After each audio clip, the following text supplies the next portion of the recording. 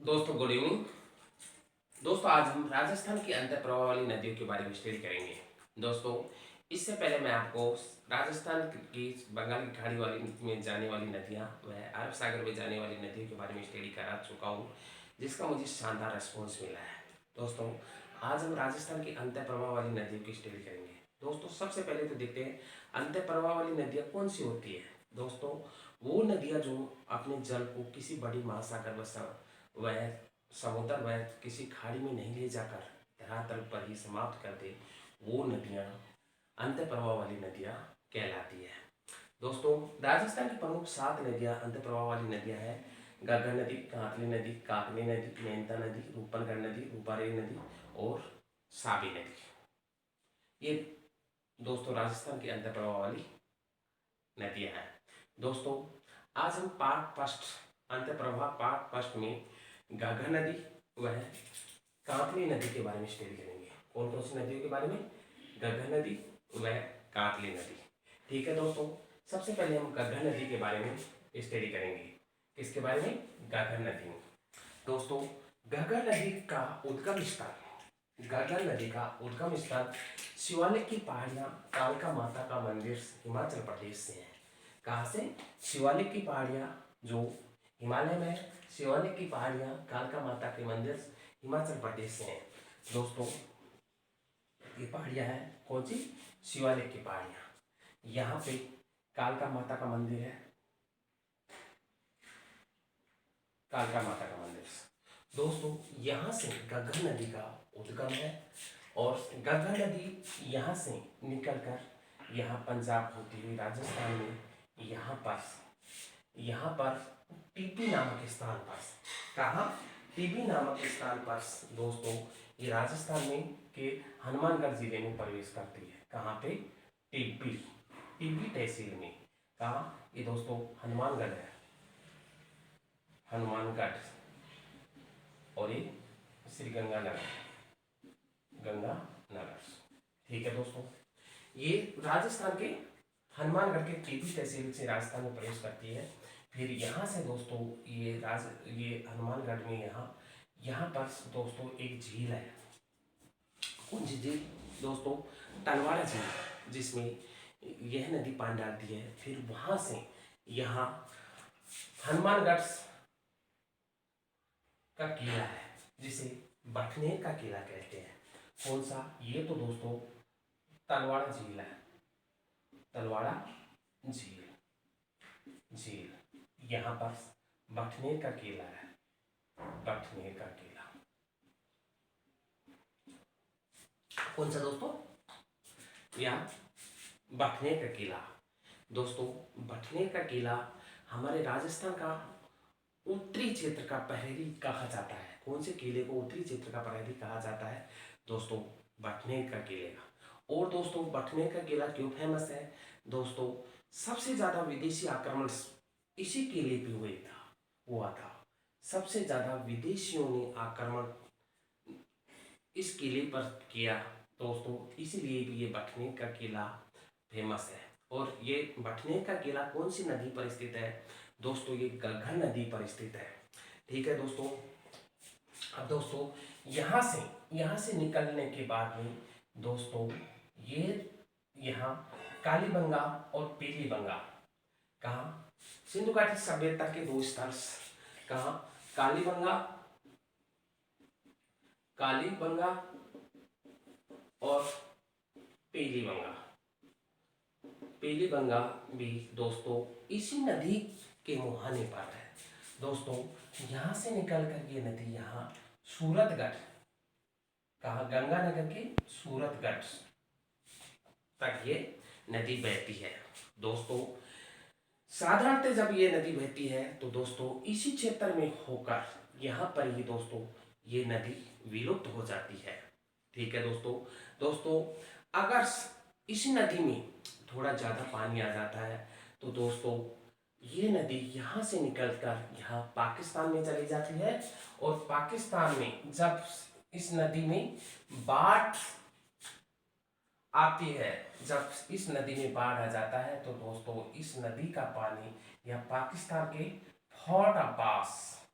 Fort Abbas, Abbas तक इसका पानी चला जाता है, फिर बाद में यहाँ विलुप्त हो जाती है। दोस्तों पाकिस्तान में जाते ही दोस्तों मेन टॉपिक है, मेन बिंदु है, पाकिस्तान में जाते ही दोस्तों ये राजस्थान की एकमात्र नदी जो अंतर्राष्ट्रीय नदी कहलाती है,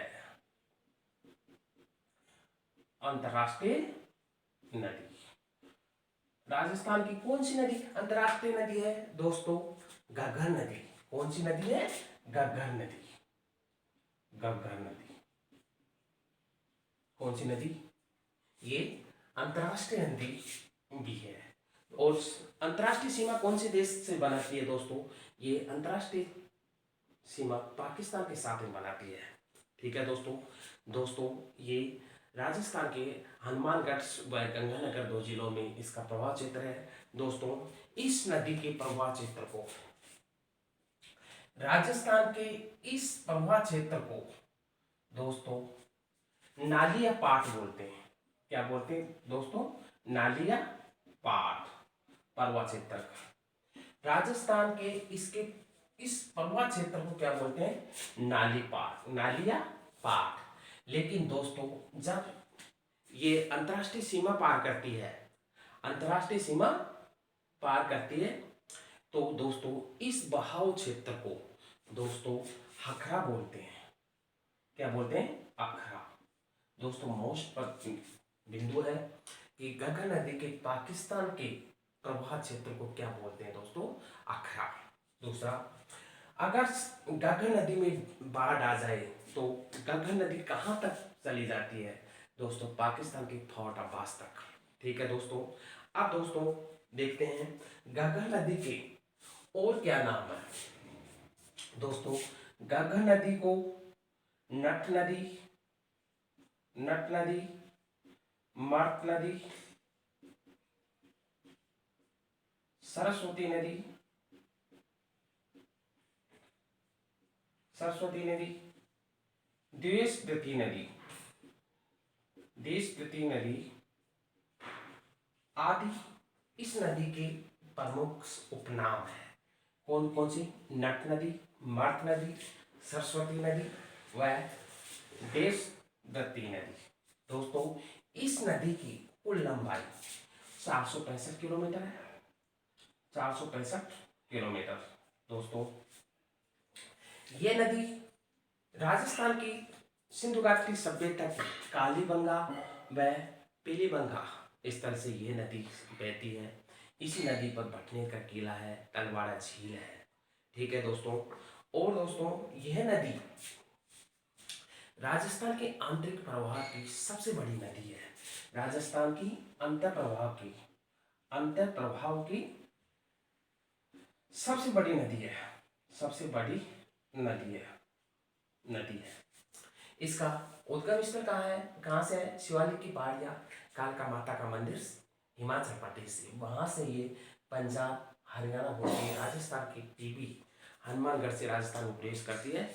और फिर ये नदी यहाँ भटनेर के किले से होती हुई सूरतगढ़ तक चली जाती है। और अगर इसी नदी में बाढ़ का या पानी का दबाव ज़्यादा है तो दोस्तों ये पाकिस्तान के फोर्ट अब्बास तक इसका पानी चला जाता है। ठीक है दोस्तों। ये तो दोस्तों हो गई ये घग्गर नदी।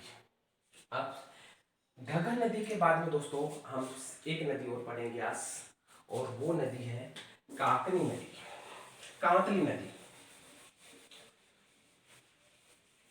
कौन सी नदी दोस्तों? वो नदी है कांतली नदी, कांतली नदी, कांतली नदी। ठीक है दोस्तों। अब दोस्तों कांतली नदी का उद्गम, कांतली नदी का उद्गम दोस्तों, कांतली नदी का उद्गम खंडेला, खंडेला सीकर कहाँ से होता है दोस्तों? खंडेला सीकर से। और ये खंडेला सीकर यहाँ से बहती हुई कहाँ से होता है? यहाँ ये सीकर है दोस्तों, खंडेला, खंडेला यहाँ से जाकर ये यहाँ चूरू के किनारे पर मंडरेला के समथिंग ये नदी विलुप्त हो जाती है। दोस्तों ये नदी कांतली नदी, कांतली नदी, कांतली नदी दोस्तों एक खंडेला सीकर से निकलती है। और दोस्तों ये नदी नीम का थाना गणेश्वर होती है। कहाँ? गणेश्वर। दोस्तों गणेश्वर सभ्यता, गणेश्वर सभ्यता भी दोस्तों इसी कांतली नदी पर स्थित है। जो जो राजस्थान की प्रमुख सभ्यता है दोस्तों, ये नदी सीकर से निकलती है और ये झुंझुनू, यहाँ झुंझुनू झुंझुनू को दो भागों में बांटती हुई ये नदी यहाँ मंडरेला के पास में जाकर दोस्तों यहाँ विलुप्त हो जाती है। दोस्तों इसके प्रवाह क्षेत्र को तोरावाटी बोलते हैं। क्या बोलते हैं? तोरावाटी। दोस्तों एक शब्द तो आता है शेखावटी, शेखावटी में सीकर, झुंझुनू और चूरू क्षेत्र आता है। तोरावाटी में सीकर व झुंझुनू का क्षेत्र आता है। दोस्तों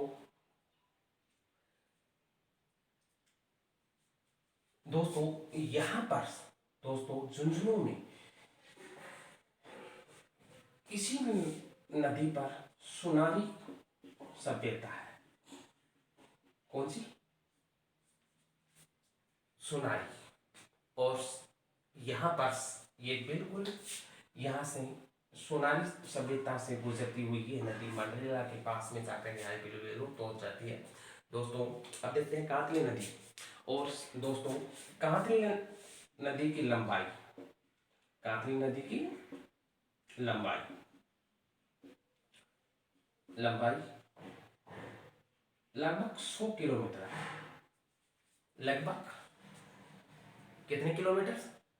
100 किलोमीटर। दोस्तों घग्गर नदी तो राजस्थान में आंतरिक प्रवाह क्षेत्र की सबसे बड़ी नदी थी। दोस्तों राजस्थान की पूर्णतः आंतरिक प्रवाह वाली सबसे बड़ी नदी कांतली नदी है। पूर्णतः बहने वाली नदी कौन सी नदी है? राजस्थान की पूर्णतः बहने वाली सबसे बड़ी आंतरिक नदी, अंत प्रवाह वाली नदी कौन सी नदी है दोस्तों? कांतली नदी। दोस्तों इस पे ध्यान देना, राजस्थान की पूर्णतः बहने वाली सबसे बड़ी नदी बनास नदी है।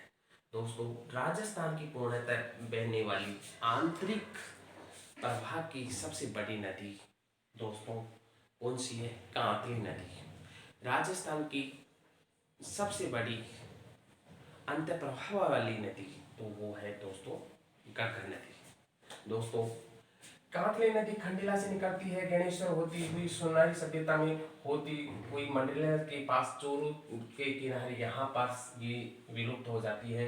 और ये राजस्थान के दो जिलों में बहती है। और इसके प्रवाह क्षेत्र को तोरावाटी कहते हैं। क्या बोलते हैं? तोरावाटी।